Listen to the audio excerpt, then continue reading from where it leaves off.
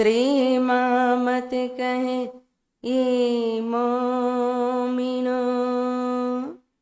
Karman सा वाचा कर्मणा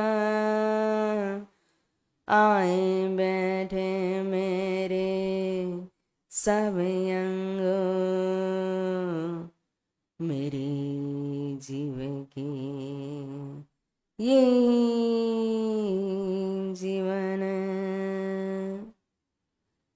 कदमों लाग करूं सिजदा पकड़ के दो पाए हुक्म करत है माशिक बीच आशिक के दिन आए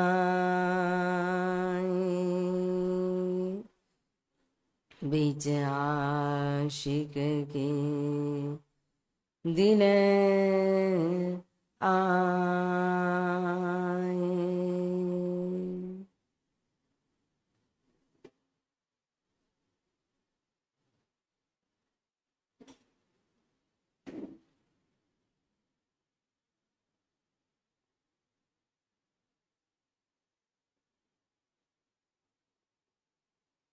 धामधनी अक्षरातीत श्री राज सी ठकुराणी जी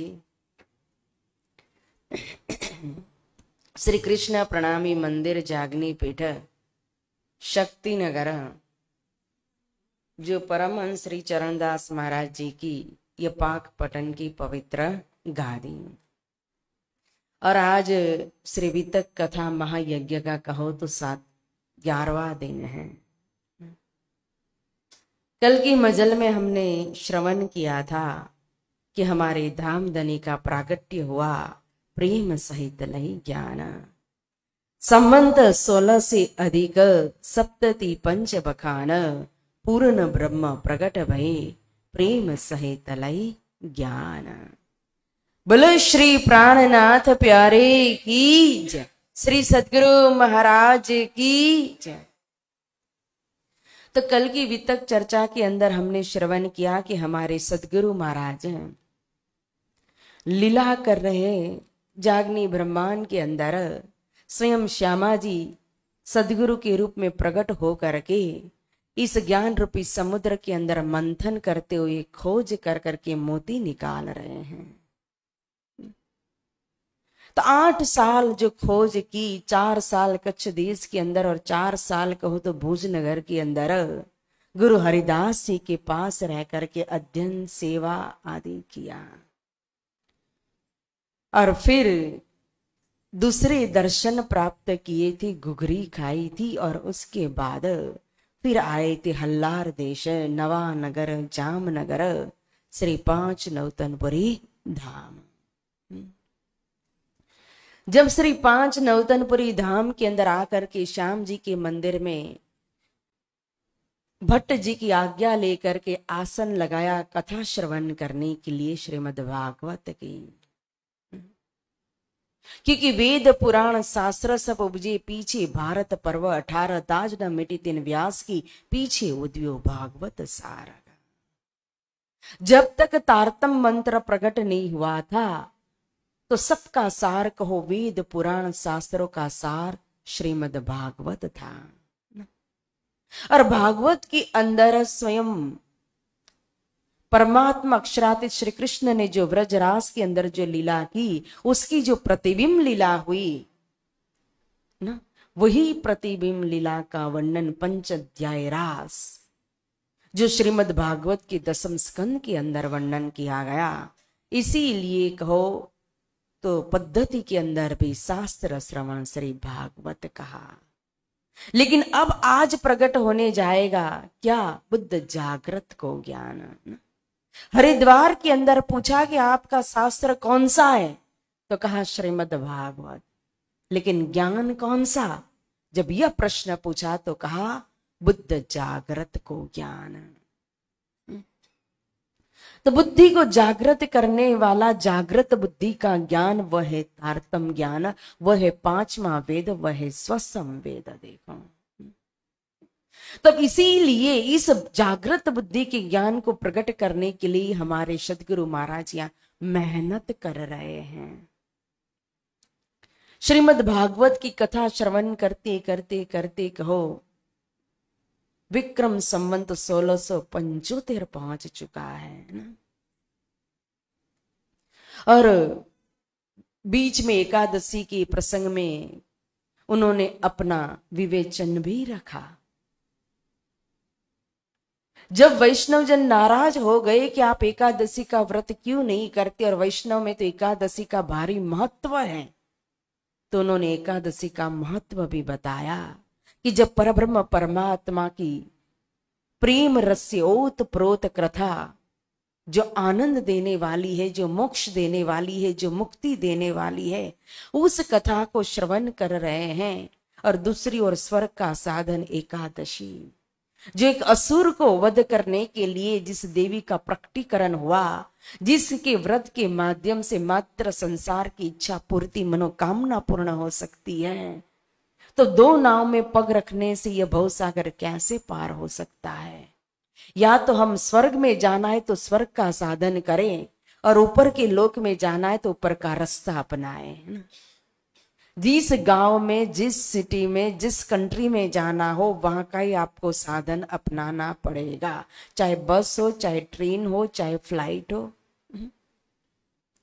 तो यहां स्वर्ग में जाना है तो स्वर्ग का साधन करो, वैकुंठ में जाना है तो वैकुंठ का साधन करो, बेहद में गौलक में जाना है तो गौलक की भक्ति करो, और परमधाम में जाना है तो परमधाम का साधन भक्ति सेवा समर्पण करो। एक साधे सब सदे। तो इसलिए मुझे तो स्वर्ग में जाना नहीं, तो मैं स्वर्ग का साधन करूं क्यों? तो कांजी भट्ट ने भी कान पकड़ लिए थे,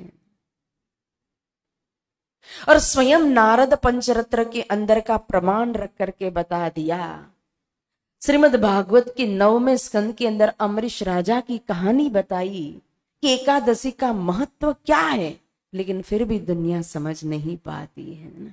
लेकिन हाँ, तारतम नहीं है, वैष्णव एकादशी करते हैं। लेकिन जब तारतम आ गया और तारतम के बाद स्वयं परब्रह्म परमात्मा की भक्ति में ओत प्रोत हो गए, तो एक साधे सब सदे ना। स्वर्ग का साधन किस लिए? एक और परमधाम जाने के लिए भक्ति करना, और दूसरी ओर स्वर्ग की नाव में पग रखना नहीं हो सकता। एकादशी देवी स्वयं कहती है कि मैं तो कृष्ण को चढ़ाया हुआ जो भोग होता है, उस भोग के प्रसाद से मैं स्वयं पवित्र होती हूं, और करोड़ों एकादशी का पुण्य जो है वो आप एक तरफ रख दो, और दूसरी ओर कहो तो परमात्मा अक्षरात कृष्ण, उनको प्रसाद मात्र लो। वो प्रसाद के एक कण का जो महत्व है ना, वो प्रसाद का फल मात्र दूसरे पल्ले में रख दो, पर न आवे तोले एक ने मुख श्री कृष्ण कहंत दे। कितना भारी महत्व है प्रसाद का। ब्रह्मा जी ने स्वयं लीला करके बताया प्रसाद का महत्व। देखो, ब्रह्मा जी को कोई अहंकार नहीं आया था। वो भी जब परमात्मा अक्षरातीत इस धरती के ऊपर लीला कर रहे थे, तो वो भी लीला में शामिल हुए और इनकी पहचान कराई कि यह स्वरूप कौन है, और दूसरी ओर इनके प्रसाद का महत्व क्या है वो बताने के लिए लीला की थी ब्रह्मा जी ने स्वयं। कोटि जतन ब्रह्मा करे था कि सो जूठन नहीं पाए। कौवा बन करके बैठे, नहीं मिला। जल में मछली बन करके बैठे, नहीं मिला ना। ये प्रसाद को महत्तम बानी देखावे, ग्वालों को चुल्लू न कराया। एक सीत जुट को ब्रह्मा जैसा जल में मीन होए आया। तो श्रीमद् भागवत भी प्रसाद का महत्व बताता है, दर्शाता है। तो प्रसाद प्रसाद होता है, चाहे इतना हो चाहे इतना हो। और मंदिर में जो भी होता है, चाहे लंगर हो चाहे राज्य को चढ़ाया हो, चाहे यहां से मिले, वो प्रसाद ही होता है, वो कभी भी व्यर्थ नहीं जाना चाहिए। अन्न का दोष तो ऐसे भी महापाप होता है। देखो, दोषी बनोगे। जितना चाहिए उतना लो, नहीं खाना है तो मत लो, मना कर दो। तो जबरदस्ती पिरसने की भी जरूरत नहीं होती है, और जबरदस्ती लेने की भी और फिर कूड़ा में डालने की भी जरूरत नहीं होती है। देखो, आज राधा वल्लभी संप्रदाय हरिदास जी थे ना, अन्य कोई भी संप्रदाय आप ले लो, 1 करोड़ की उनके भक्तों की मैदनी होती है, और जब भंडारा लगता है तो इतना सा कूड़ा भी नहीं निकलता। हम मात्र भोजन के मान करके प्रसाद को ग्रहण करते, इसलिए हमें प्रसाद की वैल्यू नहीं है। सिंपल सदगुरु महाराज ने किस प्रकार से रहनी बताई थी, आप विचार करो कि भगवान के लिए, स्वयं परमात्मा के लिए, राज्य के लिए अच्छे अच्छे भोग बनाते थे, स्वयं सादा भोजन किया। तो मंदिर में भी थोड़ा सादा ही होना चाहिए, सिंपल भोजन होना चाहिए। ज्यादा तेज मसाला ये सब ज्यादा फैंसी नहीं, क्योंकि फिर बाहर की दुनिया और मंदिर में कोई अंतर नहीं रह जाता। जितना सिंपल भोजन आप ग्रहण करोगे, उतने आपके विचार जो है, आपका मन जो है, वो सात्विक बनेगा, क्योंकि जैसा अन्न वैसा मन होता है। इसलिए ज्यादा मसालेदार नहीं, कभी कभी ठीक है, लेकिन भोजन मान करके नहीं, प्रसाद मान करके, जितना मिला जैसा हो, प्रसाद है।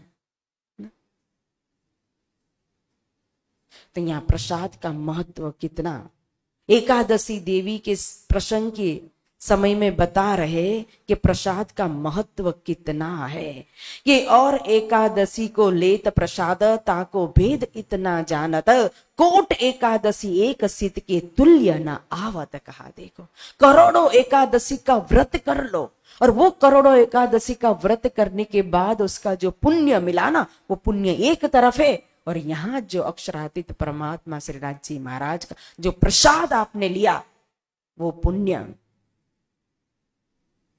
पर न आवे तो ले एक नहीं आ सकता, उसका पल्ला भारी रहेगा। देखो, तो यह महिमा है। देखो,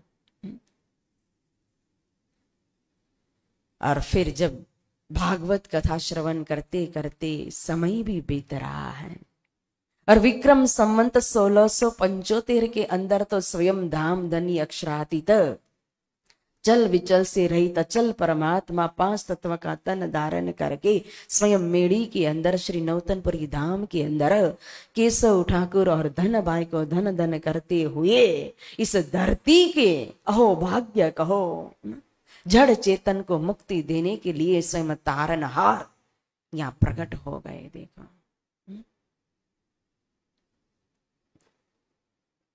और जब आ गए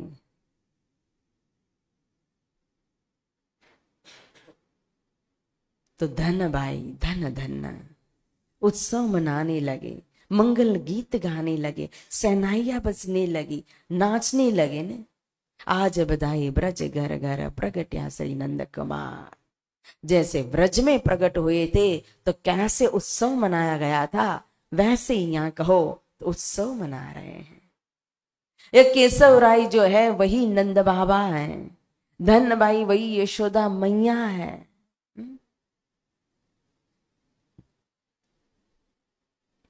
और दूसरी ओर सदगुरु महाराज अपनी निष्ठा बंद कि जब तक आत्मा को खुराक नहीं मिलेगा मैं शरीर को भी नहीं दूंगा। कथा सुनने के बाद ही भोजन करते थे, पानी पीते थे, और जिस दिन कथा सुनने को नहीं मिला उन्होंने भोजन ग्रहण नहीं किया। इसीलिए एकादशी के दिन वो भोजन ग्रहण नहीं करते थे। क्यों?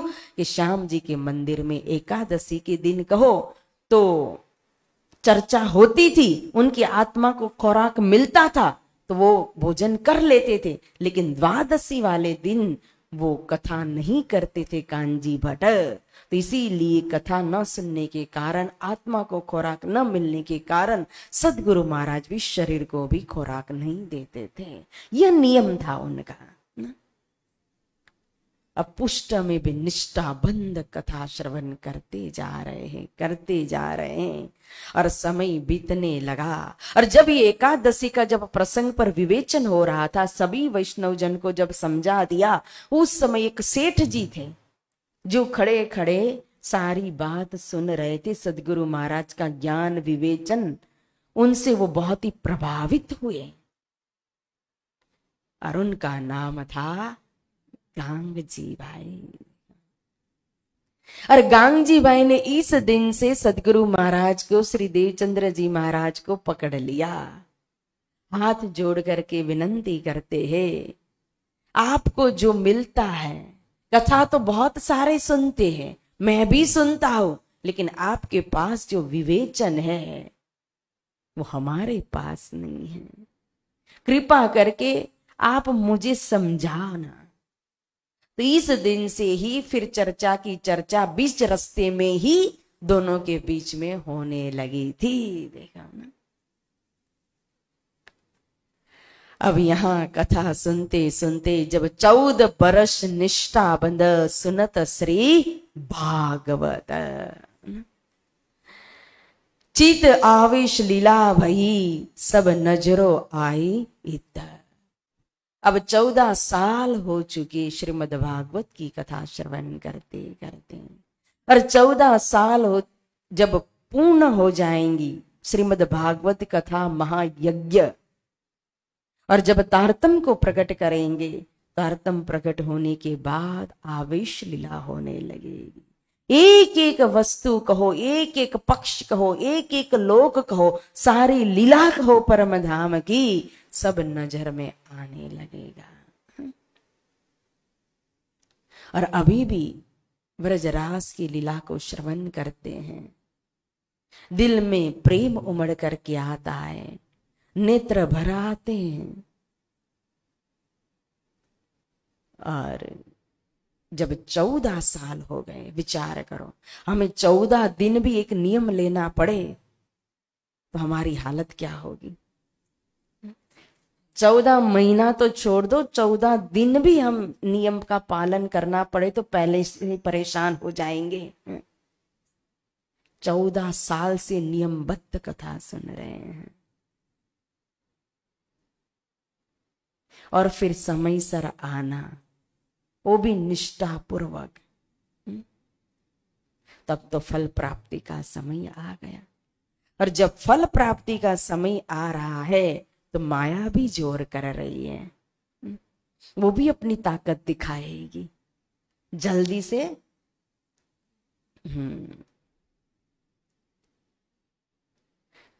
तो एक दिन सदगुरु महाराज बीमार हो गए, उनको बुखार आ गया, फिर भी कथा में आकर के बैठ करके कथा श्रवण कर रहे हैं, शरीर पकड़ कर को बैठे नहीं है वो। लेकिन धीरे धीरे बीमारी बढ़ने लगी।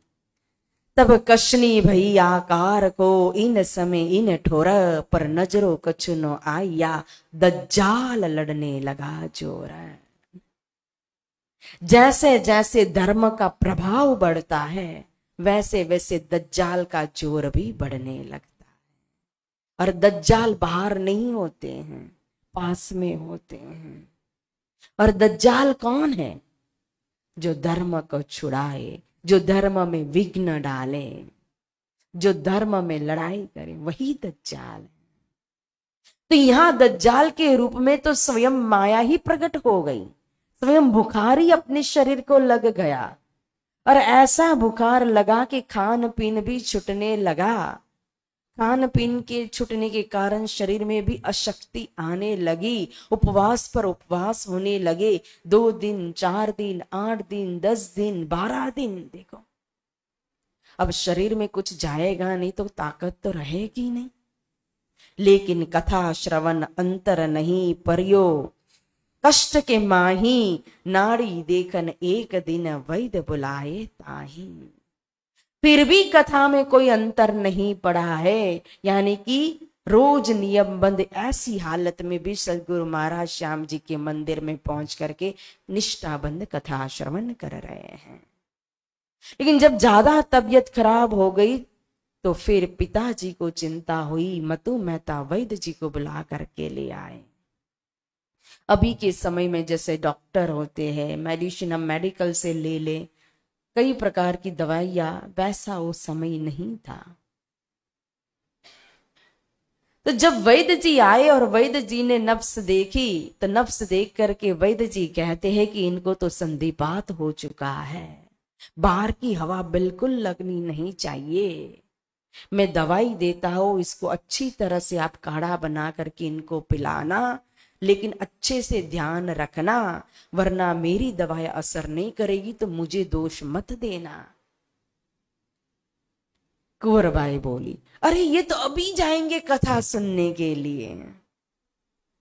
वैद्य जी ने कहा, मैं कोई मजाक थोड़ी न कर रहा हूं, इनकी तबीयत बहुत ही खराब है, अच्छे से देखभाल करना है, काढ़ा पिला करके कंबल उड़ा करके इनको लिटा देना है, बाहर की हवा जो है, पवन जो है बिल्कुल नहीं लगना चाहिए। वापस ले ली पुड़िया, मैं दवाई नहीं दूंगा। मतु मेहता ने समझाया, आप चिंता मत करो, मैं आज देवचंद्र जी को जाने ही नहीं दूंगा।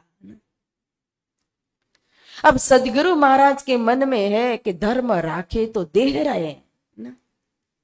वो राजा की बात सुनाई थी ना, चढ़ाई कर दी दुश्मन ने, राजा कहता है कि भक्ति छोड़ करके, भजन छोड़ करके अगर मैंने विजय भी प्राप्त कर ली तो भी मेरी तो हार है, और भजन करते करते मर गया तो मेरी हार में भी मेरी जीत है। तो यहां सदगुरु महाराज का यही संकल्प है कि अगर धर्म के लिए मैं समर्पित भी हो गया, मेरा तन भी छूट गया, मैं मर भी गया तो मुझे कोई चिंता नहीं, लेकिन मेरा नियम भंग नहीं होना चाहिए। लेकिन लौकिक बुद्धि से पिताजी विचार कर रहे कि दे राखे तो धर्म रहे ना। शरीर होगा तो धर्म करते रहेंगे, शरीर नहीं होगा तो धर्म कैसे होगा फिर। इसलिए मतु मेहता ने विचार किया, आज तो मैं देवचंद्र जी को कथा श्रवण करने के लिए जाने ही नहीं दूंगा। और फिर दवाई ली, दवाई ले करके काढ़ा बना करके फिर देवचंद्र जी को पिला दिया, सो गए कंबल ओढ़ करके।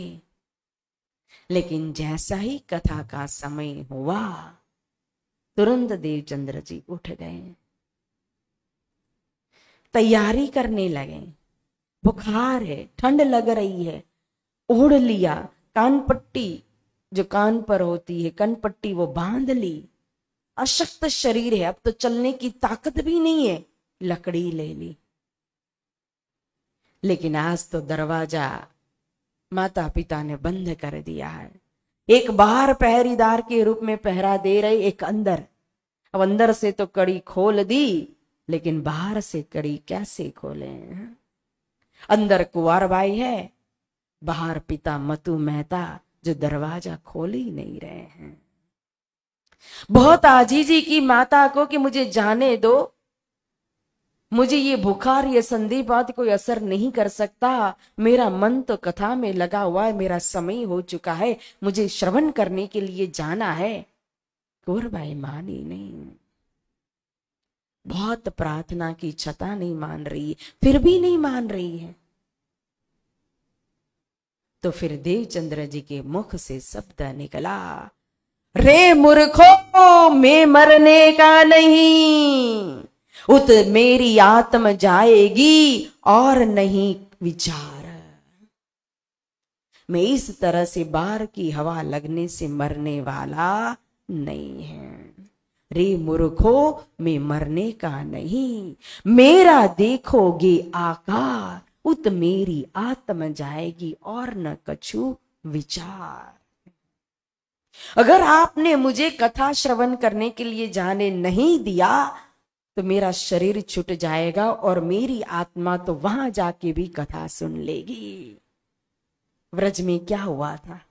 तामसी गई, राजसी गई, स्वातसी सखियों को रोक लिया तो दिक दिक पड़ोआ संसार ने कान उठी रे अगिना, वीर तामस भेला थया त्यारे अंगड़ा थया रे पतन। रोक लिया घर वालों ने, शरीर छूट गए, आत्मा के रूप में पहुंच गए।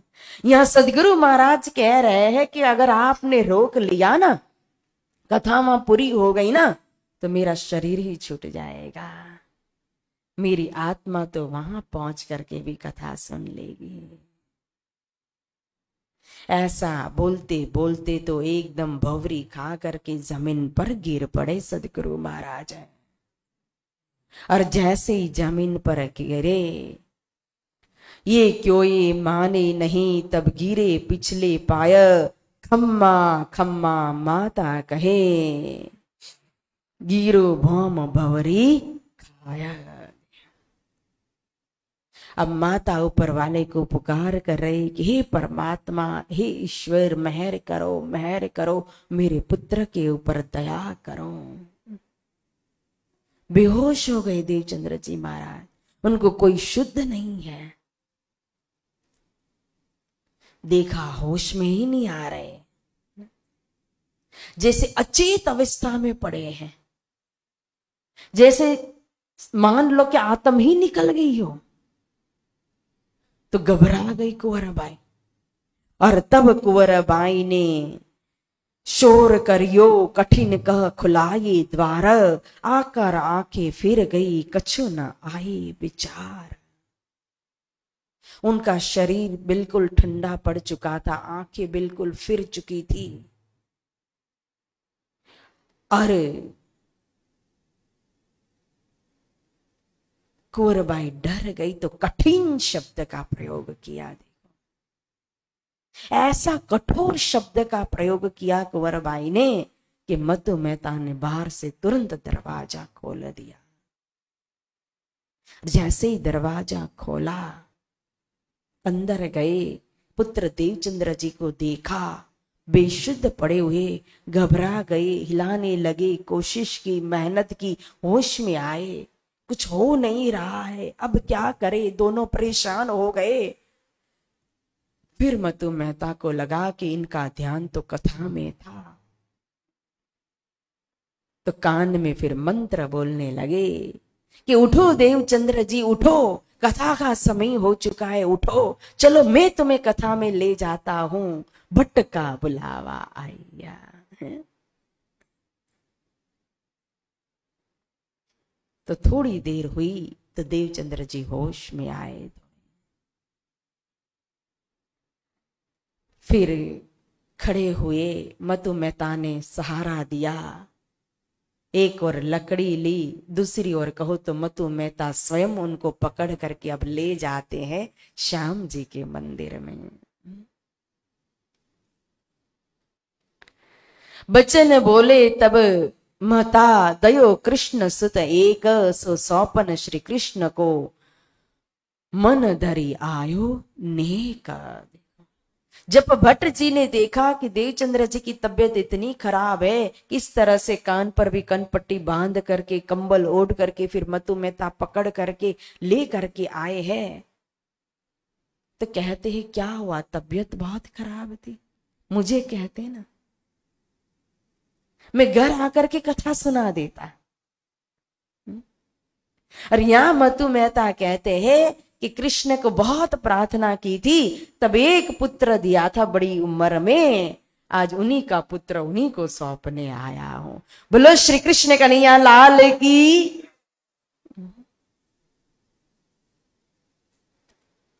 श्रीमद् भागवत की कथा श्रवण की, तब उनको चैन पड़ रहा है। भट्ट जी ने कहा कि मैं स्वयं आकर के कथा सुना देता, तब देवचंद्र जी ने कहा गरज हती मोको बड़ी, अपनो आत्म ज्ञान नफा लयो में आए कि तुम आए फलहान। देखो, मुझे अपनी आत्मा के लिए स्वार्थ था, कुछ पाना था, तो मैं अपनी आत्मा के लिए 14 बरस से निष्ठाबंध कथा श्रवण कर रहा था, कर रहा हूं।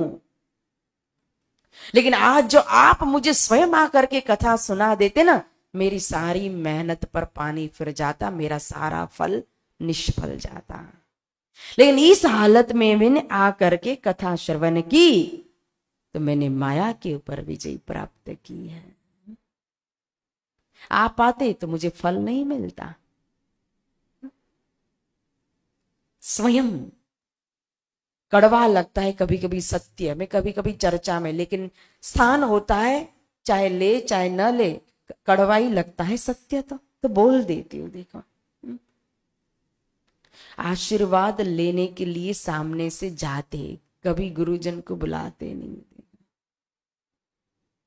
शादी होता है, प्रसंग होता है, गुरुजन तो इस संसार रूपी बंधन से मुक्त करने के लिए है, संसार के बंधन में डालने के लिए थोड़ी ना होते हैं।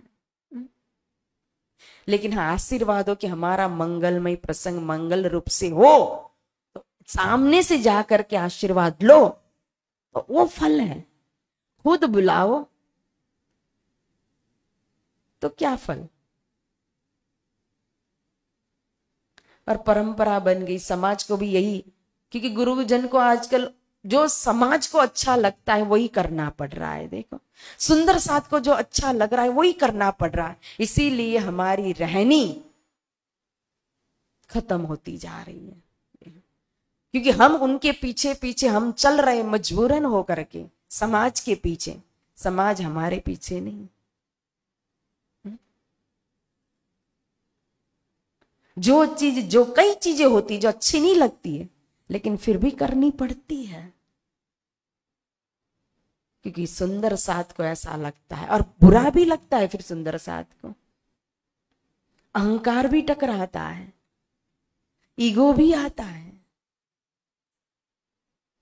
हमने बुलाया नहीं आए।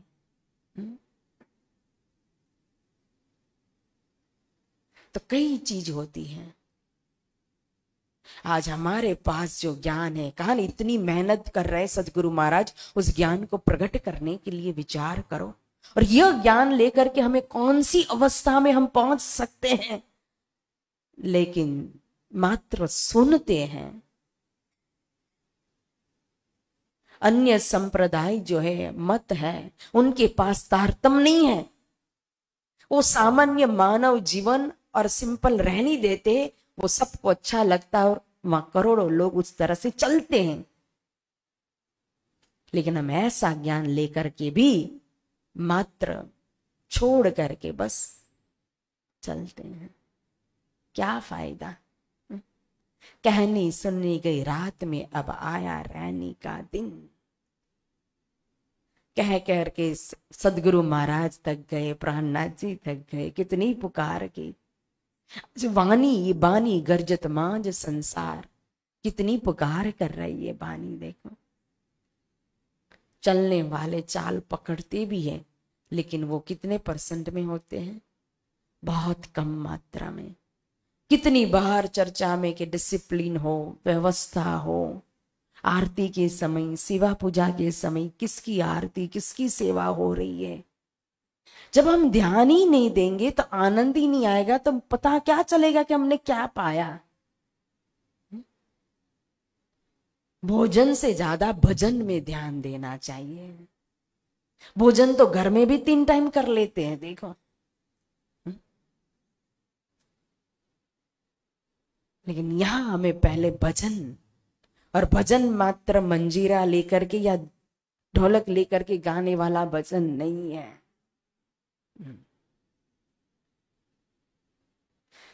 तो यहां सिखा रहे, समझा रहे श्री देवचंद्र जी महाराज कि मैं अगर सामने से आया, क्योंकि मुझे गरज थी ना, मुझे कुछ पाना था, तो मैं ही तो आऊंगा। आप आते तो मुझे फल कैसे मिलता। देखो,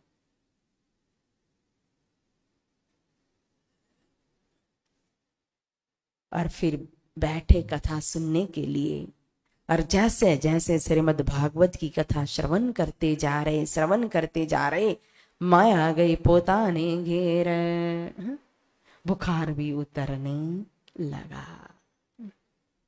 और जैसे कथा सुन करके घर आए, जब भागवत सुन के फेर के आए घर, तब ही चैन जो पाया ठाढ़ा न रहा जवर।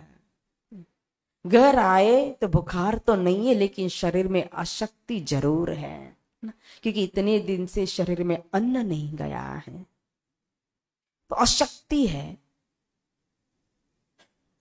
तो धीरे धीरे अब सादा मूंग के पानी कहो, खिचड़ी कहो ना, धीरे धीरे अब लेने लगे ताकि शरीर में ताकत आए। वो आवेश जब आता है तो उस आवेश को थामने के लिए भी शरीर को एक ताकत तो चाहिए, उसको सहन करने के लिए भी।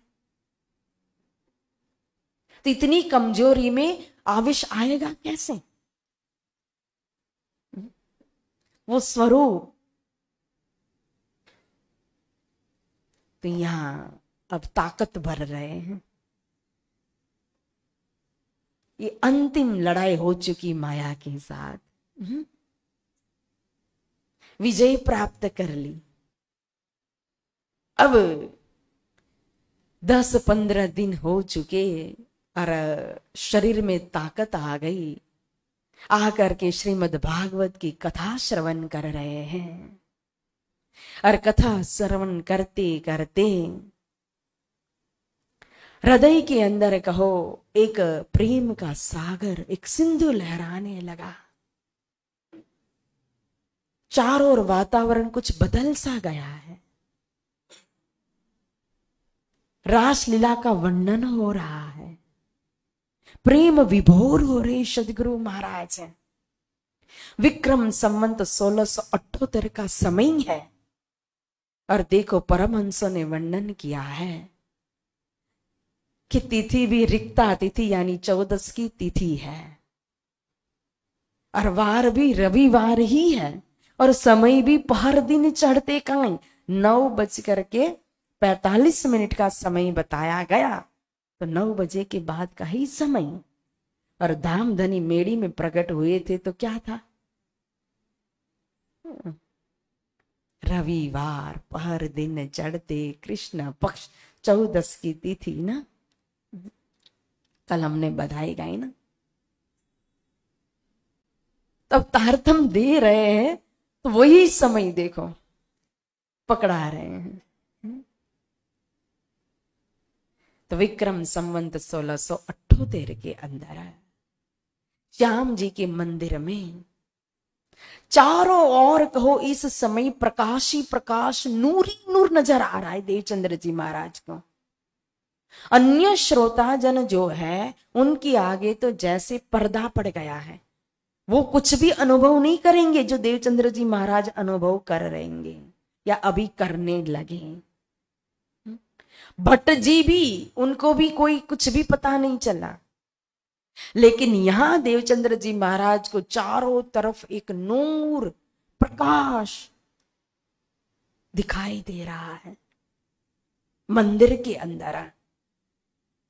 और आसमान, वो भी आकाश जो है वो गर्जना करने लगा, बिजली भी चमकने लगी। ऐसे ही थोड़ी तारतम प्रकट होता है, प्रकृति भी नाच रही है।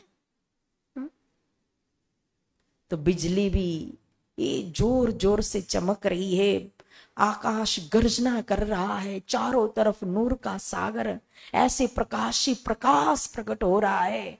और देवचंद्र जी महाराज प्रेम विभोर हो रहे थे। हृदय के अंदर इतना प्रेम, जैसे सागर के अंदर पानी की लहरें उछरंगे मारती है ना, वैसे प्रेम की लहरें तरंगे दिल के अंदर उछरंगे मारने लगी।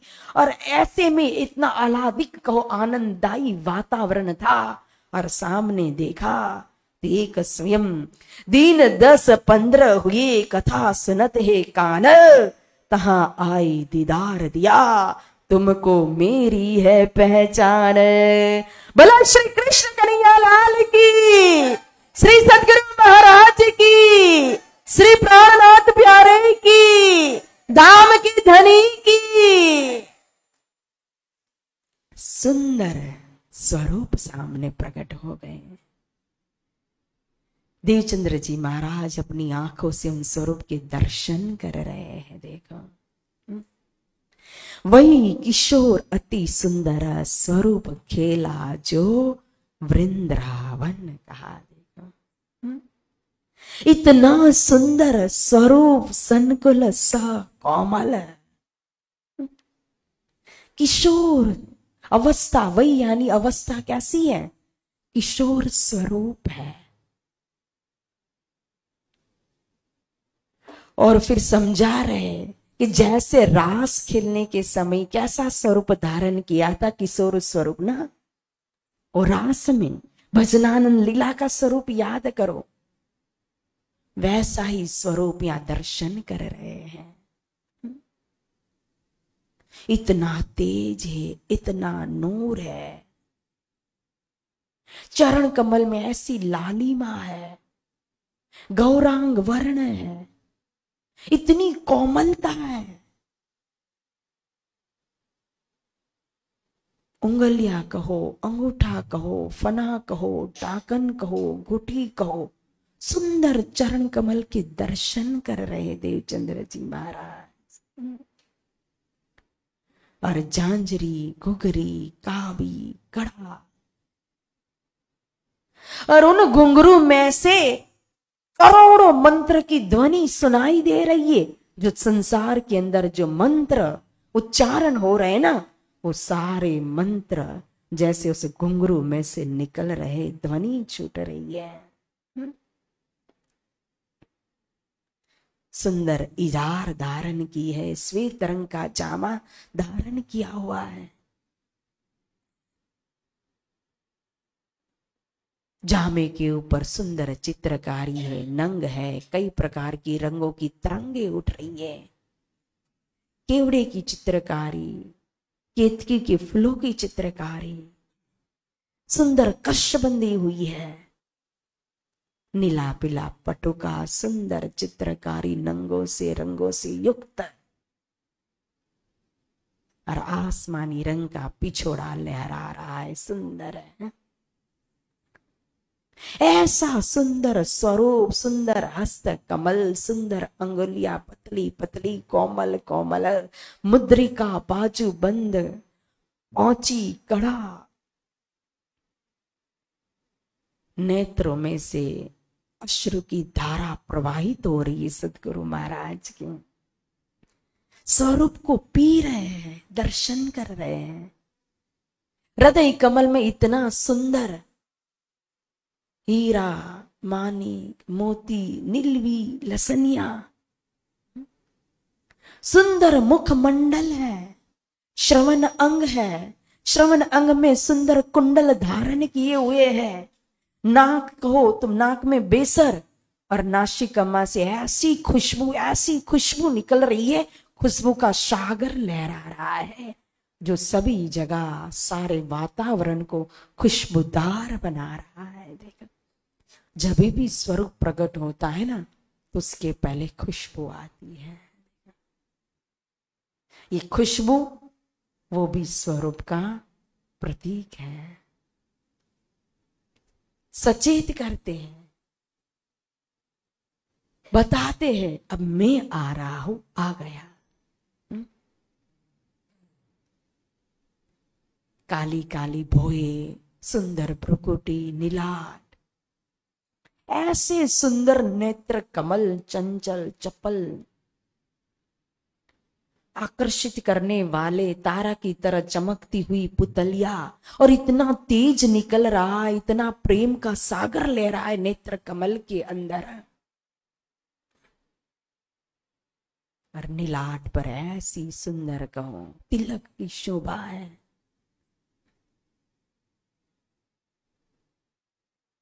प्राण जीवन प्राण प्रियतम के दर्शन हो रहे हैं, प्रेम विभोर हो रहे हैं, पी रहे हैं। और तिलक के चंदन का सुंदर तिलक, 2 रेखा और बीच में एक बिंदी ना, और फिरता कहो करकरे, करकरे मतलब तिलक की छोटी छोटी छोटी, और उसमें से ऐसे जैसे सूर्य की किरणें जो निकलती है ना, वो सूर्य की रे कैसी होती, किरणें कैसी होती, उस प्रकार से कहो तो करकरे में से नूर ऐसा निकल रहा है, कंचन रंग का। और फिर घुंघराले बाल, खुशबूदार, जैसे अत्तर में भीगे हुए हैं। ऐसा सुंदर, वही किशोर अति सुंदर है का, देखो कोमल गौरांग वर्ण, मुख मेरे महबूब का, रंग अति उज्जवल गुलाल, देखो ना, महबूब प्यारे धनी का मुख मंडल इतना तेजोमय, इतना सुंदर, अधर अरवटी कपोले कहो इतना सुंदर है ना? मीठी रसना, दंतावली,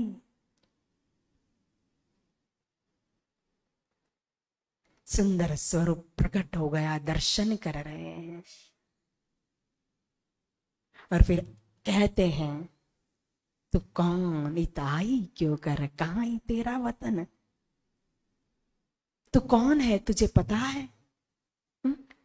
आज दिन तक पूछ रहे थे मैं कौन, अब आकर के प्रकट होकर के पूछ रहे तू कौन, इताई क्यों कर, किस लिए आए हो, कहां से आए हो, यह संसार कैसा है?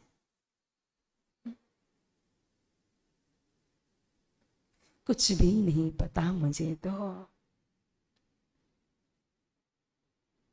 सदगुरु महाराज कहते हैं कि इतना जानता हूं, आप कहां से आए हो मुझे नहीं पता, तो मैं कहां से आई हूं मुझे क्या पता। आपका नाम धाम में कुछ नहीं जानती, सुंदरबाई कहती है, लेकिन इतना जानती हूं कि आप मेरे खावंद हो, मेरे जीव की जीवन जी हो आप मेरे प्राणों के नाथ, प्रियतम प्राणनाथ हो। और ज्ञान के द्वारा मैंने जितनी संसार के अंदर खोज की, तो इतना बता सकती हूं कि यह संसार स्वप्नवत है। कलश ग्रंथ पढ़ लेना, सदगुरु महाराज ने जो संवाद किया ना, वो सारी बात बताई जो संसार के अंदर अनुभव किया। अच्छा तो सुनो, मैं बताता हूं तू कौन, तुम सुंदर भाई हो। अब यहां मात्र सुंदर भाई को नहीं कह रहे हैं, पहचान नहीं करा रहे हैं, ये तुम सुंदर बाई हो, तुम परम धाम की वासना हो, आप श्यामा जी स्वरूप मेरी अर्धांगनी शक्ति हो, स्वरूप हो, परम धाम से आए हो, तुम्हारा घर हद पार बेहद बेहद पार, अक्षर अक्षर पार वतन है। हम सबको कह रहे हैं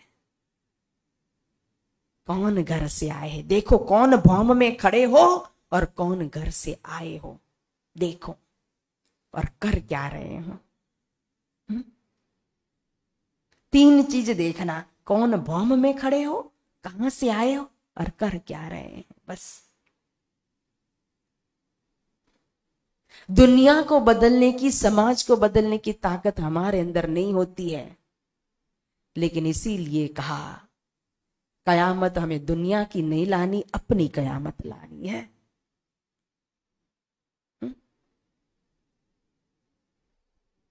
कयामत दुनिया की तो दुनिया बनाने वाला लाएगा जिस दिन लानी हो, और जब तक वो कयामत नहीं आएगी, महाप्रलय नहीं होगा, दुनिया ऐसे ही चलेगी, देखो।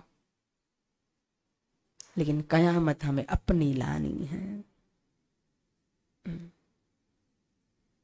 इसलिए कहां खड़े हो। प्राणनाथ जी भी जहां जाएंगे दीप बंदर से, देखो कप्पाया अपने भाई भाभी के पास गए ना, लौकिक संबंध नहीं देखा, सीधा कहा कहां खड़े हो, कहां से आए हो, क्या कर रहे हो।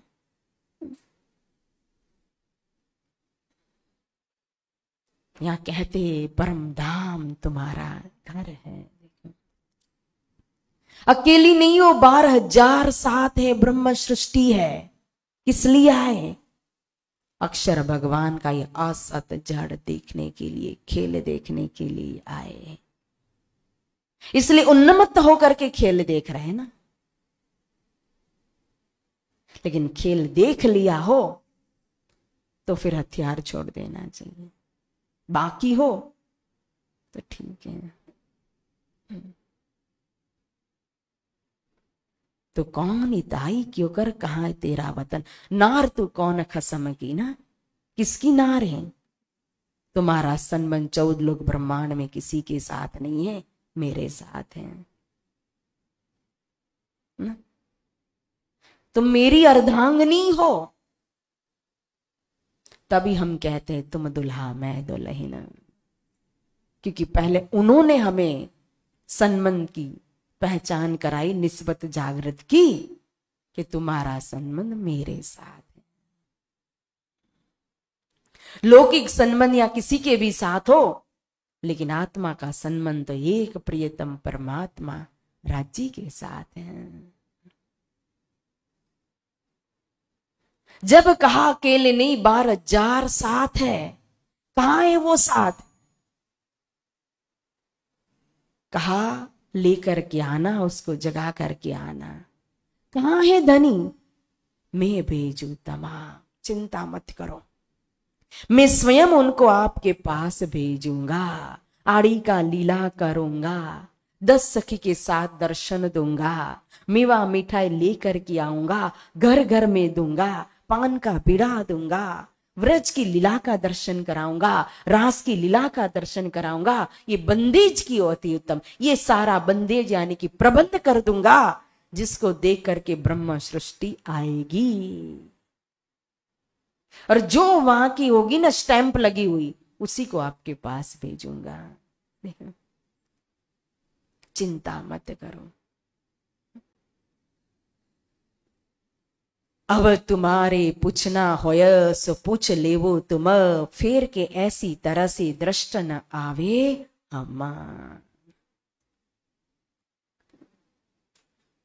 फिर कहा ये भागवत कागज तुम्हारा, तुम्ही लिखे कलाम, और कोई न खोल सके ये जो दुनिया आम।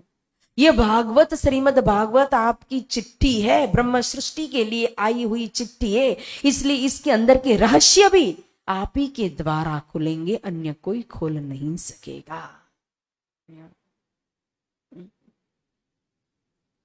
और कुछ पूछना है तो पूछो, फिर मैं इस तरह से आपको अब दर्शन नहीं दूंगा।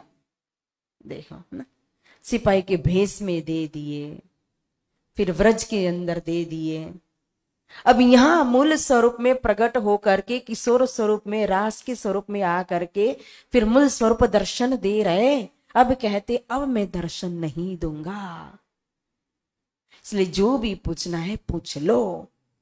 तो दर्शन नहीं दोगे, तब पूछा श्री देवचंद्र जी ने, धनी कहां जाओगे तुम, अगर आप नहीं दर्शन दोगे तो आप जाओगे कहां।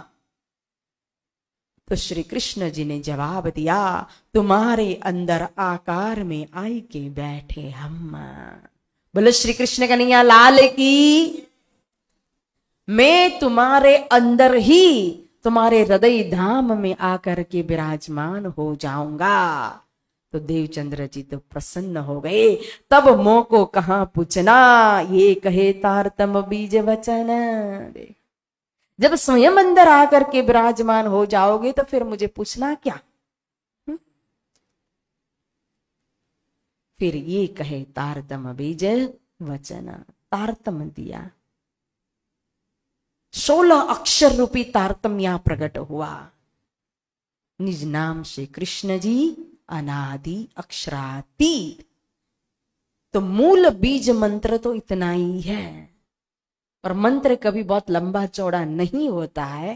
सप्त कोटि महामंत्र चित्त विभ्रम कारका, एक एवं परो मंत्र कृष्णत अक्षर 2 ही कहा। देखो 16 साणो महामनो ब्रह्म प्रणम कहा, 16 अक्षर का ही कहा जो ब्रह्म प्रियाओं के द्वारा अवतरित होगा, चिंतामणि युक्त मंत्र। तो 16 अक्षर यानी प्रथम लाइन हो गई। देखो निज नाम श्री कृष्ण जी ना।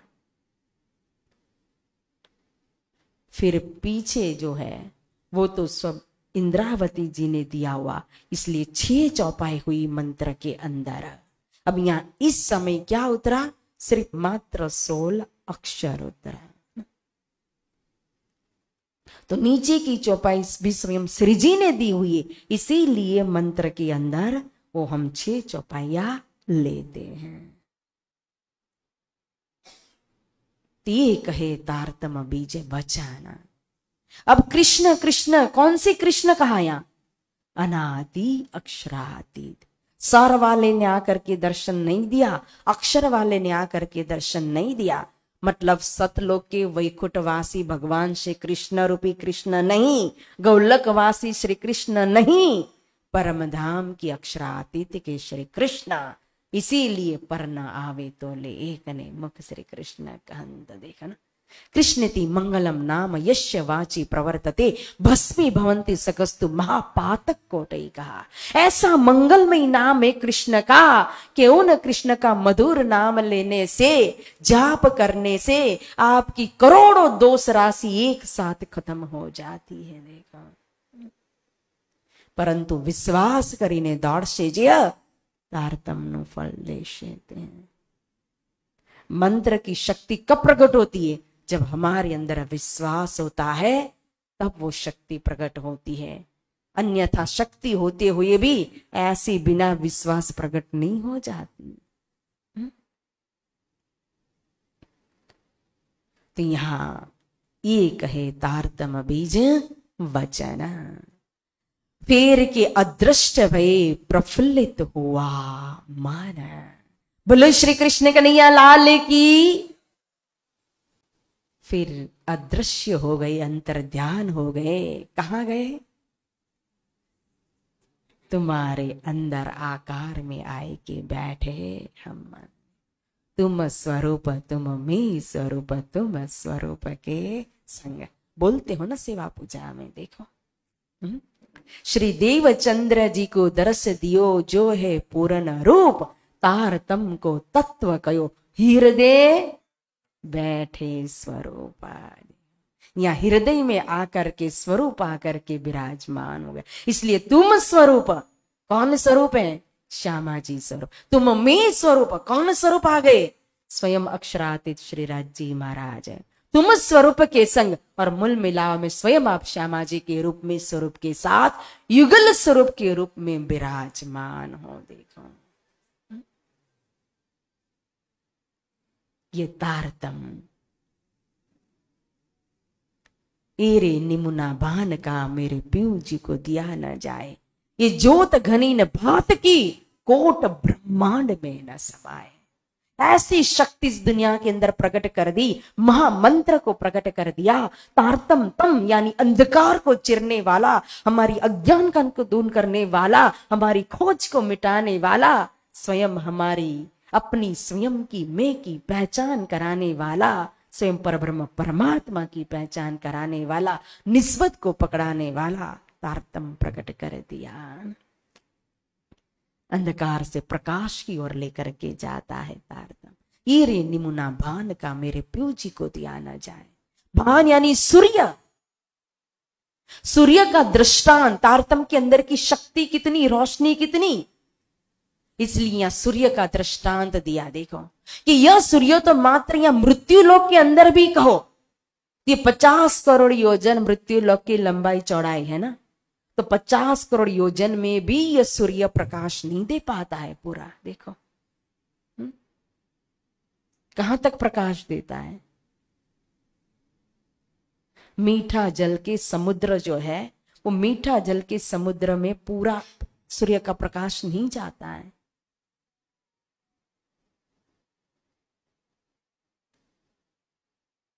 तो ये सूर्य, इसकी रोशनी, ये तारतम की रोशनी के आगे क्या है? ऐसे करोड़ों सूर्य उग जाए ना तो भी तारतम की प्रकाश के आगे निस्तेज हो जाए। क्योंकि जो सूर्य मृत्यु लोक के 50 करोड़ योजन में भी प्रकाश न डाल पाए तो ऊपर क्या हमें रास्ता दिखाएगा वो सूर्य। अब एक जगह दिन होता है तो दूसरी जगह रात है कि नहीं, आप ही देख रहे हो कि नहीं अपनी आंखों के सामने। अमेरिका में सूर्य उगा तो वहां रात्रि यहाँ रात्रि हो जाती है कि नहीं? जब यहाँ उगता है तो वहां रात्रि हो जाती है कि नहीं?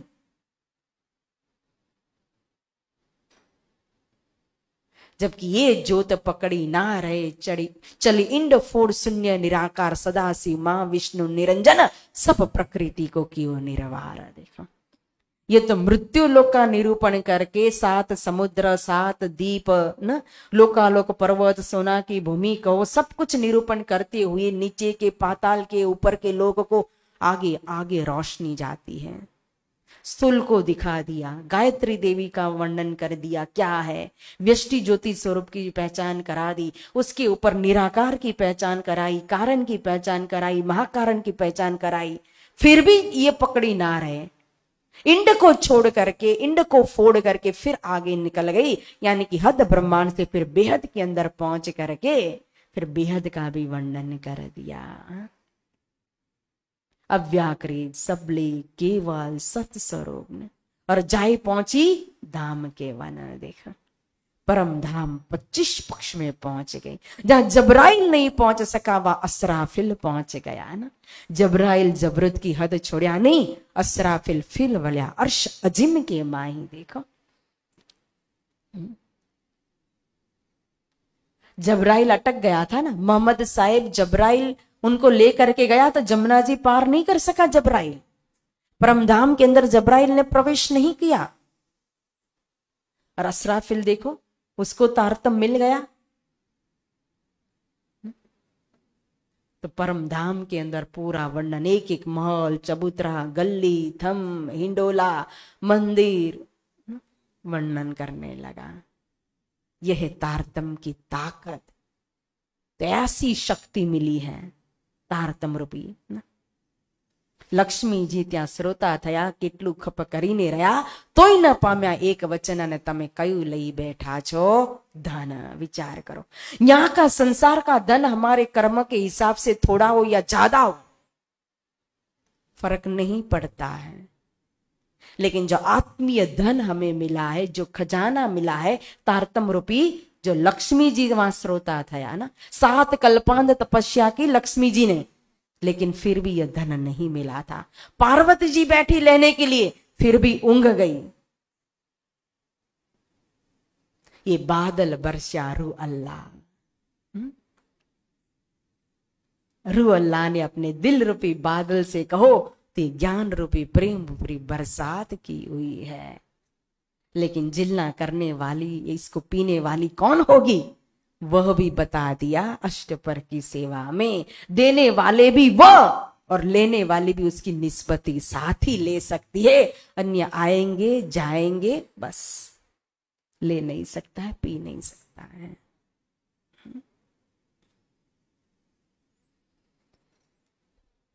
जन्म अंधे जो हम आते सो तुम देखत किए, जन्म जन्मांतर से हमारे अंधकार को दूर कर दिया तारतम ने। सबका सार आया था क्या, श्रीमद् भागवत। अब वो भागवत का सार क्या था, 10वें स्कंद, 10वें स्कंद का सार क्या था, 35 अध्याय का सार क्या था, 5 अध्याय, 5 अध्याय रास का सार क्या था, रास तणो सार तारतम। महाभागवत ने ब्रह्म स्वरूप में कृष्ण पकड़ाया। अहो भाग्यम नंद गोपो वजोकशम यन मित्रम परमानंदम पूर्ण ब्रह्म सनातम। लेकिन धाम नहीं पकड़ाया, धाम नहीं पकड़ाया। किसने दिया, यहां आकर के अब प्रकट होकर के कहते हैं परम धाम से, धाम को जाहिर किया है। इसलिए अब पूर्णावती करेंगे भागवत की। देखो फिर भागवत सुनने नहीं गए। एते दिन त्रिलोक में होती जो बुद्ध सुपना, सो बुद्ध जी बुद्ध जागृत ले प्रगटे पुरी नौता ना। अभी तक स्वप्न के अंदर का ज्ञान था, अब ये जागृत बुद्धि प्रकट हुई। तारतम और तारतम का तारतम क्या है, जागृत बुद्धि। इसीलिए जब वहां हरिद्वार की मजल के अंदर पूछा, अन्य संप्रदाय वालों ने, वेदांतियों ने पूछा कि आपका शास्त्र कौन सा, तो भागवत कहा। क्योंकि पंच अध्याय रास प्रतिबिंब। लेकिन ज्ञान कौन सा? तो कहा बुद्ध जागृत को ज्ञान है। देखा, इसलिए आगे की कली के साथ नहीं जोड़ना कि शास्त्र श्रवण श्री भागवत तो बुद्ध जागृत को ज्ञान। भागवत बुद्ध जागृत का ज्ञान नहीं है, तारतम बुद्ध जागृत का ज्ञान है। भागवत ने पहुंचाया वैकुंठ तक, तारतम ने कहां तक दिखाया? जो चाहिए तारतम दे सकता है। देखो, क्योंकि सारे लक्ष्य के अंदर समाया हुआ है। तो श्रीमद् भागवत सुना इसीलिए कहो कृष्ण के दर्शन हुए 14 साल, तभी शास्त्र श्रवण था। सबसे टॉप में भागवत और स्वयं कहो निस्बती थी, श्यामा जी थी, इसलिए स्वरूप प्रकट हो गया। भागवत नहीं सुना था तभी भी स्वरूप तो प्रकट हो गया था। कच्छ देश में स्वरूप प्रकट नहीं हुआ था, हुक्म के स्वरूप सिपाही के भेष में नहीं आए, तो भागवत सुना था। घुघरी खाई तभी सुना था भागवत। किस लिए आए थे? निस्बत अरस की जान के मेरे प्रीतम आ गए। तो यहां भी अब तीजे दर्शन दिए, तीसरी वक्त आए, तो किस लिए आए? हाँ, 14 बरस सुनना लीला थी। और सब में कहा ना, वेद पुराण शास्त्र उपजे पीछे भारत पर्व 18 दाज न मिटते व्यास के पीछे उदियो भागवत सारण। इसीलिए भागवत टॉप में। फिर उसके बाद ज्ञान रूपी वृक्ष है, उस वृक्ष का फल भागवत है। तो फल के अंदर भी गुठली होती है, बीज होता है, और गुठली और बीज को निकाल दो तो रस रहता है, और रस है तारतम। बोलो श्री कृष्ण कन्हैया लाल की। देखो, तो कोई गुठली पसंद करता है, कोई बीज पसंद करता है, कोई फल पसंद करता है, कोई रस लेता है। तभी एक चौपाई लर्न करने के लिए कही थी ना, रास ग्रंथ जो भी कोचिंग कर रहे हैं, कौन सी चौपाई मैंने बताई थी कि बहुत वेरी इंपॉर्टेंट चौपाई है, इसको लर्न करना। कौन सी चौपाई थी? अभी लास्ट टाइम ही दी थी। साथ मणिने सांभळो जागी करो विचार, जेणे अजवाळो आ कर्યું परखो पुरुष ते पार। साथ मळीने सांभळो, जागी करो विचार, सुनो और फिर अपनी बुद्धि को जागृत करके विचार करो कि ये तारतम रूपी प्रकाश करने वाले स्वरूप कौन है। जेणे अजवाळो आ कर्યું, परखो। परखो का मतलब है पहचान करो इन पुरुष की, यानी सदगुरु महाराज की पहचान करो।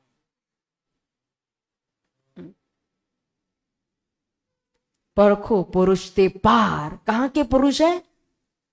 पार के, हद से भी पार, बेहद से भी पार, परम धाम का स्वरूप है। दोनों स्वरूप की पहचान करो। सदगुरु महाराज स्वयं श्यामा जी, तो प्राणनाथ जी स्वयं राज जी का स्वरूप, और दोनों स्वरूप में कोई अंतर, कोई भेद नहीं कर सकते। भेद किया, द्वैत भाव आया, तो हमारी कमी है। वही दाभा नाम का जानवर है। आएगी आयत के अंदर चौपाई ना, एक श्यामा जी एक राज्य, भेद कैसे? राज्य का दिल ही श्यामा जी, स्वयं अपना दिल यहां राज्य ने प्रकट कर दिया। कैसा भेद सुंदरबाई और इंद्रावती में, कैसा भेद सदगुरु और प्राणनाथ जी में।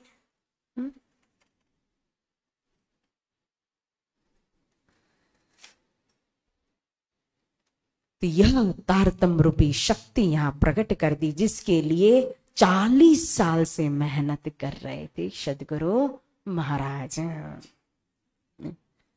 तभी नजर सत वस्तु को जाय के पहुंची धाम, व्रज रास दो अखंड सुरत पहुंची तिस ठाम। देखो, अब जैसे ही स्वरूप अंदर आकर के विराजमान हो गए, तो सत नजर सत वस्तु को देखने लगी। सारी लीला नजर में आने लगी। सारा विराट, एक एक लोक, एक एक पाताल कहो, स्वर्ग कहो, वैकुंठ कहो, ऊपर निराकार कहो, बेहद मंडल कहो, गौलक धाम कहो, एक एक व्रज रास की लीला, सब कुछ अनुभव कर रहे हैं। और देखते देखते नजर पहुंची परम धाम के अंदर। परम धाम के सारे वन, मॉल, मंदिर, खिलवत, रंगमहल, मूल मिलावा, बैठक, अपने स्वरूप सब कुछ नजर में, सारी लीला परम धाम की भी नजर में आने लगी। वर्ष चतुर्दशी में लई फल पायो आनंद, मेरे अब अटकावती करो कथा जिन बद्ध। अब भट्ट जी, कांजी भट्ट इंतजार में हमेशा रहते थे कि देवचंद्र जी महाराज न आए, तब तक नई कथा उच्चारण नहीं करते थे। अब पुण्यावती कर रहे श्रीमद् भागवत की, जो फल पाना था। देखो अभी तक उनकी यात्रा अटकी नहीं थी, विचार करो। सिपाही के भेष में दर्शन होने के बाद भी अटकाई नहीं यात्रा। फिर घुघरी खाई तो भी यात्रा नहीं अटकी, आगे बढ़ते गए। अब यहां जब पहुंचे और तारतम जब प्रकट हो गया, तो अब भट्ट जी को आमंत्रित करते अपने घर भोजन के लिए ना। अच्छे से उनको भोजन करवाया, फिर मेवा मिठाई खिलाई, दान दक्षिणा दिया, और जो भी वस्त्र आदि पुण्यावती के समय जैसे भी एक विधि सर उन्होंने पुण्यावती करके प्रणाम कर दिया भट्ट जी को, और कहा कि आज से आप मेरे इंतजार में मत रहना, मुझे जो पाना था मैंने पा लिया, आप अपनी कथा जैसे करते आए थे वैसे करना दे। अब कौन सी कथा चलेगी? तारतम संबंधी। ज्यो ज्यो लीला ठोर सब लखे आप साक्षात, त्यों त्यों आतुरता बड़े मिलन अपनी जमात। अब यहाँ तो दिल के अंदर इतना आनंद का समुद्र उमड़ करके आ रहा है, एक एक लीला नजर में आ रही है, दृष्टि धाम में पहुंच रही है। फिर कहा था कृष्ण जी ने स्वयं प्रकट होकर के कि 12,000 है मैं भेजू तमा, कौन है कहाँ मिलेगा। अब जमात को मिलने की आतुरता भी दिन प्रतिदिन बढ़ती जा रही है, बढ़ती जा रही है। विचार किया फिर अगर कुछ ऐसा मिल जाए, कोई ऐसा आनंद उमड़ करके आए, तो कभी कभी ऐसा लगता है कि किसको बताए किसको कहे ना। तो विचार किया देवचंद्र जी महाराज ने कि अब ये किसको मैं बताऊं, कौन मेरी बात पर विश्वास करेगा। तो याद आई गांगजी भाई की। कौन थे गांगजी भाई? ऐसे बड़े सेठ जो जाम राजा को भी कर्ज देते थे, इतने बड़े सेठ थे। विदेशों में उनका नाव चलता था, बिजनेस के लिए जाते थे। और उस दिन एकादशी के प्रसंग के दिन ही गांगजी भाई शिष्य बन गए थे ऐसे तो देवचंद्र जी के। तो योग्य पात्र नजर में आए गांगजी भाई, तो गांगजी भाई की याद आई, तो गांगजी भाई को बुलाया। लेकिन गांगजी भाई विदेश जाने के लिए नाव में बैठ चुके थे, घर पर नहीं थे। अब क्या करें? तब गांगजी भाई ने पूछा, हम तुम भागवत सुनते दोय, ये प्रश्न तुम कहां से लावत, तुम मुझे बताओ सोए। जब बीच रास्ते में एक दूसरे बातें करने लगते थे, तब समय का भी ध्यान नहीं रहता था, इसीलिए गांगजी भाई की याद आई थी। इतना दोनों चर्चा में मगन हो जाते थे कि यहाँ वितककार ने कहो लालदास जी महाराज जी ने एक पनिहारी का दृष्टांत दे करके दोनों का संवाद हमें बताया। एक दिन दोनों पेड़ के नीचे खड़े खड़े चर्चा कर रहे आपस में, सदगुरु महाराज सुना रहे, प्रेम विभोर होकर के गांगजी भाई सुन रहे थे। उतने में एक पनिहारी आती है, पास में एक नदी थी, वहां पानी भरने के लिए, और पनिहारी पानी भरती है। पानी भर करके जब घर जा रही थी, दोनों को उस वृक्ष के नीचे खड़े देखा, बातें करते हुए देखा। वो देखती हुई चली गई। अब जो नजर में आता है वो तो देख ही लेते हैं। अब घर जाती है, घर जाने के बाद वो पानी फिर दूसरे पात्र में डाल करके फिर वापस दूसरी बार पानी भरने के लिए आती है। अब पहले कहाँ घर कहाँ नदी, आने जाने में कितना समय, फिर घर पर भी थोड़ा समय निकाल दिया होगा, फिर दूसरी बार जब पानी भरने आई और पानी भर के जा रही तो दोनों वहां के वहीं उसी तरह से खड़े खड़े बातें कर रहे हैं। फिर देखा उन्होंने तो मन में विचार करने लगी कि अरे कितने समय से ये खड़े पता नहीं कैसी बातें कर रहे हैं। तो मन ही मन विचार करते करते वो तो पानी भर के चली गई घर। लेकिन जब वापस वो तीसरे बखत पानी भरने के लिए आई पनिहारी और देखा तो अभी भी वहीं खड़े खड़े दोनों बातें कर रहे। अब मन ही मन नहीं बोली, अब तो जोर से चिल्लाई, क्योंकि उन दोनों को खड़े देख करके पनिहारी के पग दुखने लगे। बोले अरे भाई ऐसी कैसी बात है कि बैठ करके नहीं की जा सकती, खड़े खड़े ही होती है, आप बैठ कर बातें करो ना।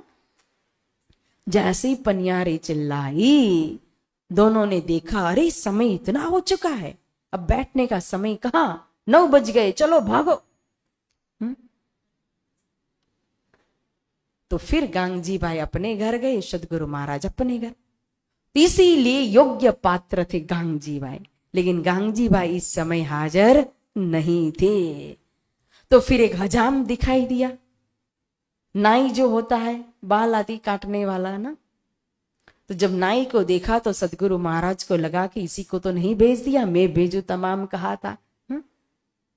तो नाई को पकड़ लिया कि भाई तू कितना कमाता है रोज का, 4 पैसा, तू बैठ, मैं तुझे 4 पैसा रोज का दूंगा, तू बैठ करके परमात्मा की कथा सुन। तो नाई तो खुश हो गया, कथा भी वो भी भक्त था, सेन भक्त के वंशज का था नाई। तो फिर उसने सुना कि चलो पैसे भी मिलेंगे और कथा भी सुनने को मिलेगी, बैठ गया सुनने। फोगट का हजम में तो होता है, नहीं होता है हजम। तो बैठा तो सही, सदगुरु महाराज ने कथा श्रवण कराने के लिए शुभारंभ किया। पहले दिन अब सुरता तो सीधी परमधाम में फ्री हुई है, वहां की लीला का अनुभव करे, तो कथा भी सीधी परमधाम से शुरू कर दी उन्होंने। अब कहो फेर के मूल मिलावा की बीतक।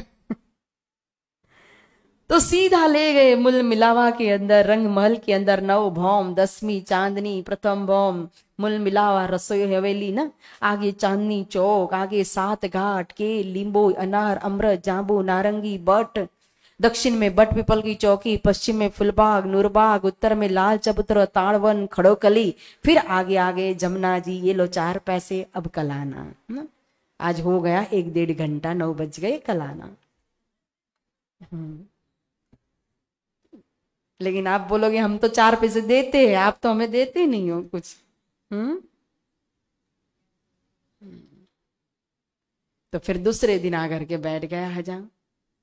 फिर दूसरे दिन फिर शुरू की, फिर जमुना जी से चलो, दोनों तरफ पाट घाट है, लंबी चौड़ी कहो ना, 9 लाख कोष वाली जमुना जी है। और फिर कहो तो यहाँ होज को सर तालाब आया हुआ है, पश्चिम की चौगान है, अनवन है, दुबदुली चाहे, उत्तर में बड़ो वन, मधुवन, मावन, प्रियत वन, पुखराज पहाड़ है, पुखराज से कहो तो बंगला, बंगला से कहो अदबीच, अदबीच से कहो ढपो चबूतरा, मूलकुंड, मूलकुंड से जमुना जी प्रकट हुई, जमुना जी प्रकट हो करके फिर ढपी खुली हो करके मरोड़ खाती है, फिर सीधी 9 लाख कोस जाती है, फिर मरोड़ खाती है, फिर सीधी 4.5 लाख कोस जाती है, फिर होज को सर में जा करके समा गई। ये लो 4 पैसे आपके ना। दूसरा दिन भी पूरा, अब कलाना।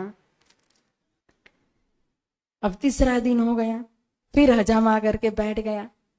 अब तीसरे दिन फिर परमधाम की लीला शुरू कर दी सदगुरु महाराज ने कि भाई नजीक नजीक तो फर लिया, आज थोड़े दूर चले जाते हैं।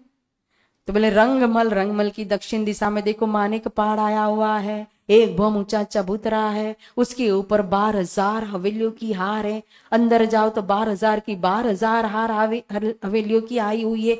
फिर नीचे जाओ तो बृहद बगीचा है, फिर भौम पर चढ़ो तो मानिक महल है, वो भी 12,000 की हार, ऊपर भी 12,000 भौम। फिर नीचे जाओ तो फिर बृहद बगीचा आया हुआ है, फिर ऊपर जाओ तो जल स्तंभ का चबूतरा है, जल स्तंभ के चबूतरे के किनार पर 12,000 थंब आए हुए, एक एक थंब में एक एक हिंडोला, 12,000 हिंडोला लगा हुआ है, एक एक हिंडोल में राजी श्यामा जी 12,000 सखिया। हजाम कहता है बस बस बस बस, मुझे आपके 4 पैसे नहीं चाहिए, मैं खुद कमाऊंगा और खाऊंगा। भाग गया हजाम।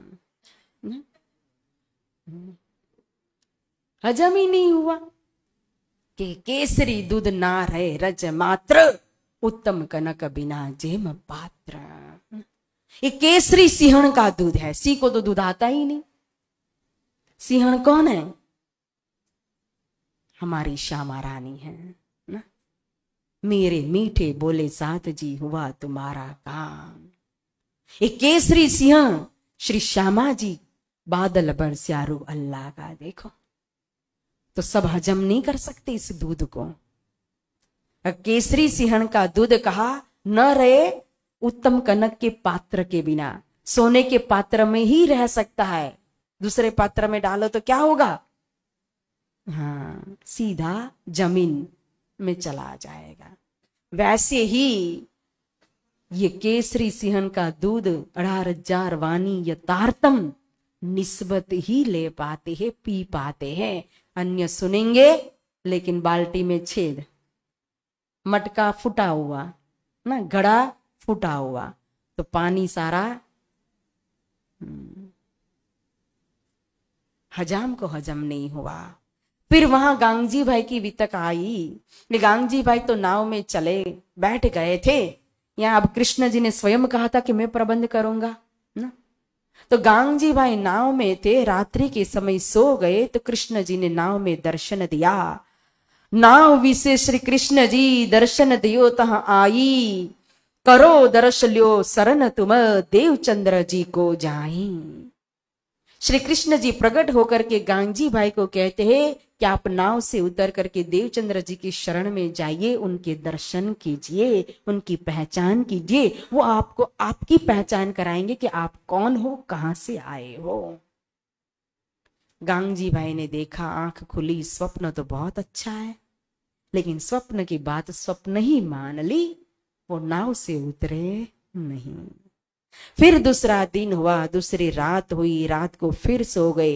फिर स्वप्न आया, स्वप्न के अंदर फिर कहो तो मुकुटधारी स्वयं श्री कृष्ण जी प्रकट हो गए और फिर दर्शन देते और फिर कहते हैं कि अरे मेरी बात मानी नहीं, आप जाइए देवचंद्र जी के पास जाइए और जा करके अपनी आत्मा को जागृत कीजिए, उनकी पहचान कीजिए, उनकी शरण में शरणापन्न हो जाइए। तो फिर आंख खुली तो विचार किया कि अरे आज फिर दर्शन दिए कृष्ण जी ने, अब तो विदेश से सब वापस आऊंगा ना, सबसे पहले देवचंद्र जी के पास जाऊंगा। लेकिन अभी तो दुकान नहीं छोड़ सकते हैं, बिजनेस नहीं छोड़ सकते, जिंदा तो कोई छोड़ ही नहीं सकता। आंख बनने के बाद तो अपने आप ही छूट जाता है, तो चलता है ना। जब तक इंसान जिंदा है ना, तब तक वो नहीं छोड़ सकता। या बोले विदेश से आऊंगा तब जाऊंगा। देखो तो तीसरी रात आई, फिर सो गए। फिर कृष्ण जी ने दर्शन दिया और दर्शन देकर कहते हैं कि मेरी बात सुननी नहीं है क्या? न मानने की ओर जोर किया। अब मैं भी देखता हूं कि तुम्हारा जोर कितना चलता है।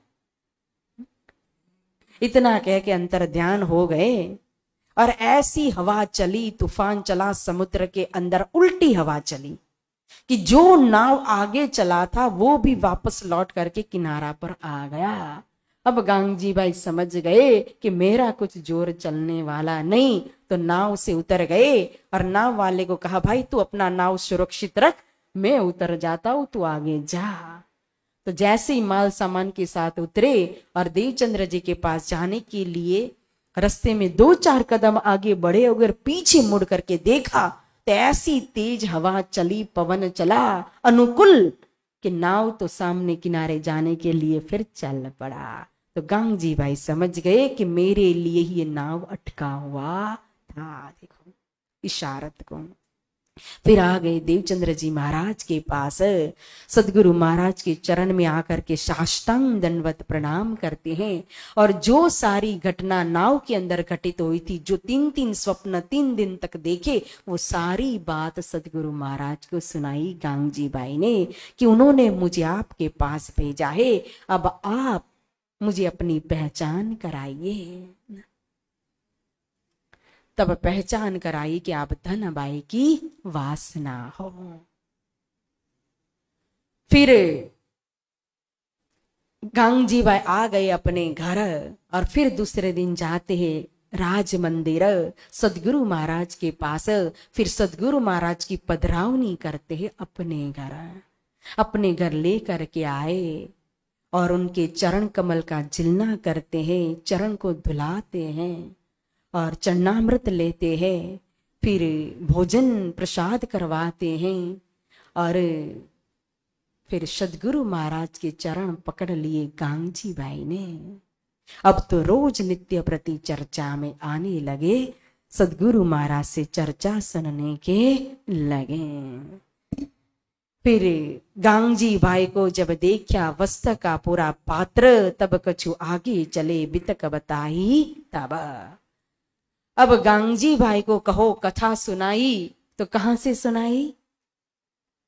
हजाम को परमधाम से शुरुआत की थी, तो हजम नहीं हुआ, भाग गया। तब सतगुरु महाराज ने विचार किया कि अब परमधाम का डायरेक्ट ज्ञान नहीं देना है। उन्होंने अपनी वितक से शुभारंभ किया, जन्म से लेकर के किस प्रकार से किस तरह से हुआ करके। और फिर किसे उमरकोट गांव से निकले, कच्छ देश में खोज की, फिर पहला दर्शन हुआ, फिर दूसरे दर्शन हुआ, फिर कहो तो यहाँ श्याम जी के मंदिर में आकर के पहुंचे, वो सारी बितक बताई। फिर तो दोनों की चर्चा हो रही थी, लेकिन तीसरा दर्शन विशेष जो हुआ उस समय गांगजी भाई हाजिर नहीं थे। तो तीसरा दर्शन दे करके कृष्ण जी ने जो संवाद किया वो सारी बात गांगजी भाई को बताई। गांगजी भाई बहुत प्रसन्न हुए और जैसे जैसे वो सुनाते गए वैसे वैसे उनकी जिज्ञासा भी बढ़ती गई थी कि और क्या और क्या। तो सारी हकीकत श्री देवचंद्र जी महाराज ने बता दी। तो बहुत खुश हुए और रोज आकर के अब राज मंदिर में चर्चा सुनने लगे। बहुत तब राजी भये आवे चर्चा को घर, तहां मंडान होने लगा बात पसर चलियो कर। अब गांगजी भाई के माध्यम से एक के कान से दूसरे कान, दूसरे कान से तीसरे कान कहो चर्चा की बात फैलने लगी। तो सुंदर साथ भी बढ़ने लगे, तो राज मंदिर भी छोटा पड़ने लगा। फिर चर्चा मंडान आ गया चाकला मंदिर। तब चाकला मंदिर में किस प्रकार से लीला होगी, अब स्वयं किस प्रकार से बंदेज करते हैं, प्रबंध करते हैं, और कौन कौन ब्रह्म आत्मा जागृत होती है, किस प्रकार से सेवा में लग जाती है, ये सारी लीला विशेष कल भी एक प्रसंग आएगा। कौन सा? सदगुरु महाराज और श्री इंद्रावती जी का मिलाप, जो लीला को श्रवण करेंगे हम। बोलो श्री सदगुरु महाराज की बात पसर चली यो कर। तब बहुत राजी भये आवे चर्चा को घर, तहां मंडान होने लगा